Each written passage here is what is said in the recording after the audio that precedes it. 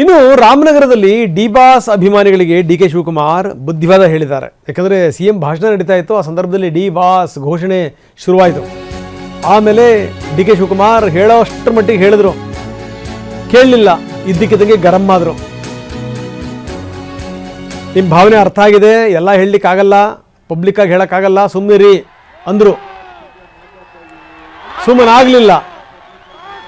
ಸುಮ್ಮನಾಗದಿದ್ದಾಗ D K Shivakumar ಗರಂ ಆದರು. ಹಿಂಗೆ ಮಾಡಿ ನಿಮ್ಮ ಜೀವನ ಹಾಳು ಮಾಡ್ಕೊತೀರಿ ನೀವು ಅಂತ ಕೂಡ ಡಿ ಕೆ ಹೇಳಿದ್ರು. ಕೊನೆಗೆ ಸಿಟ್ಟಾಗಿ ಭಾಷಣನೂ ಕೂಡ ನಿಲ್ಲಿಸ್ಬಿಟ್ರು. ನಿಮ್ಮ ಭಾವನೆ ನನಗೆ ಅರ್ಥ ಆಗಿದೆ,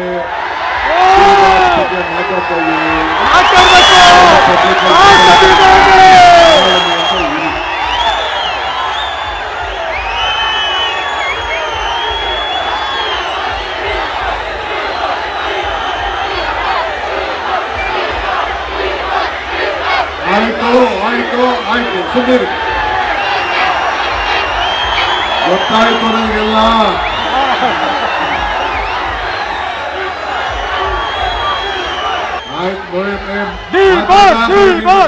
ಹೇಳ್ತಾ ಇದ್ದೀರಾ, ಕಾರ್ಯಕ್ರಮ ನಡಿಬೇಕಾ ಬೇಡವಾ? ಸುಮ್ಮನೆ ಒಂದ್ಸತಿ ಹೇಳಿದ್ರೆ ಅರ್ಥ ಆಯ್ತು. ಈ ತರ ಮಾಡಿ ಹಾಳು ಮಾಡ್ಕೊತಾ ಇದ್ದೀರಾ ನೀವು. ಸ್ವಲ್ಪ ಸುಮ್ಮನೆ ಹೋರ ಸುಮ್ಮನೆ ಸಾಕು.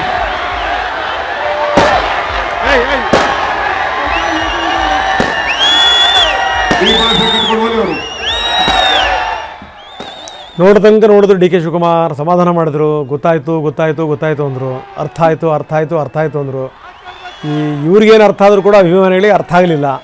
ಕೊನೆಗೆ ಅವ್ರಿಗೂ ತಲೆ ಕೆಟ್ಟೋಯ್ತು. ಹಿಂಗೆ ಮಾಡಿ ನೀವು ಜೀವನ ಹಾಳು ಮಾಡ್ಕೊತೀರಿ ಅಂದರು. ಕೊನೆಗೆ ಇಷ್ಟೆಲ್ಲ ಆದಮೇಲೂ ಕೂಡ ಸುಮ್ಮನೆ ಆಗಲಿಲ್ಲ. ಆಯಿತು, ಡಿ ಬಾಸ್ ಕಟ್ಕೊಂಡೇ ಹೋಗಿ ಅತ್ಲಾಗೆ ಅಂದ್ಕೊಂಡು ಡಿ ಕೆ ಶಿವಕುಮಾರ್ ಗರಂ ಆಗಿ ಕೂತ್ಕೊಂಡ್ರು. ಬರೀ ಇಷ್ಟು ಮಾತ್ರ ಅಲ್ಲ, ಅದಾದಮೇಲೆ ಡಿ ಕೆ ಶಿವಕುಮಾರ್ ಕಿವಿ ಮಾತು ಹೇಳಿದರು. ಇದು ಪವಿತ್ರವಾಗಿರುವಂಥ ಸಭೆ, ಇದು ನಿಮ್ಮ ಅಭಿಮಾನ ನನಗೆ ಅರ್ಥ ಆಗುತ್ತೆ, ಅದನ್ನು ಗೌರವಿಸ್ತೀನಿ ನಾನು. ಕೋರ್ಟ್ ವಿಚಾರದಲ್ಲಿ ನನ್ನ ಮೇಲೆ ಒತ್ತಡ ತರಬೇಡಿ ನೀವು.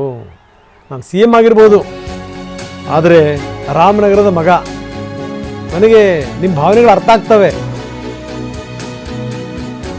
ನಿಮ್ಮ ಅಭಿಮಾನವನ್ನು ಗೌರವಿಸ್ತೀನಿ ನಾನು.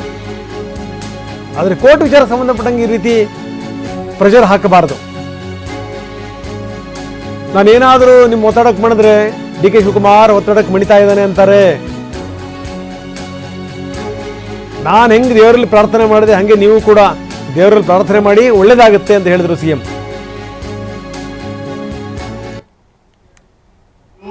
ಪವಿತ್ರವಾದಂತ ಸಭೆ, ನಿಮ್ಮ ಅಭಿಮಾನಕ್ಕೆ ನಾನು ಗೌರವ ಕೊಡ್ತೀನಿ.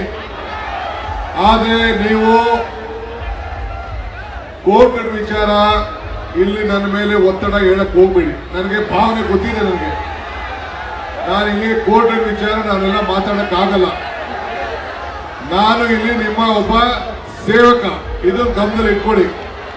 ನಾನು ಮುಖ್ಯಮಂತ್ರಿ ಇರ್ಬೋದು, ಆದರೆ ರಾಮನಗರ ಜಿಲ್ಲೆಯ ಮಗ, ಆ ಮಗನನ್ನ ಹೆಂಗೆ ಕಾಪಾಡ್ಕೊಳ್ಬೇಕು ಆ ಕೆಲಸ ನೀವೆಲ್ಲ ಸೇರಿ ಮಾಡಬೇಕು.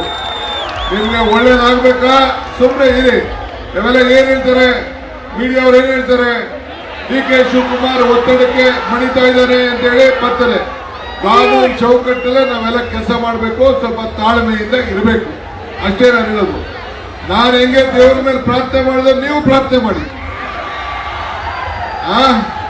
ಪ್ರಯತ್ನ ವಿಫಲ ಆದ್ರೂ ಪ್ರಾರ್ಥನೆ ವಿಫಲ ಆಗ್ಲಿಲ್ಲ ಅಂತ ಚಾಮುಂಡೇಶ್ವರಿ ಬೆಟ್ಟದಲ್ಲಿ ಹೇಳಿದ್ದೀನಿ. ಹೇಳ್ತಿದ್ದಾರೆ ನಾನು. ನೀವು ಹಂಗೆ ಚಾಮುಂಡಿಗೆ ಈಗ ಹೋಗಿ ಪ್ರಾರ್ಥನೆ ಮಾಡಿ, ಭಗವಂತ ತಾಯಿ ಒಳ್ಳೇದ್ ಮಾಡ್ತಾಳೆ.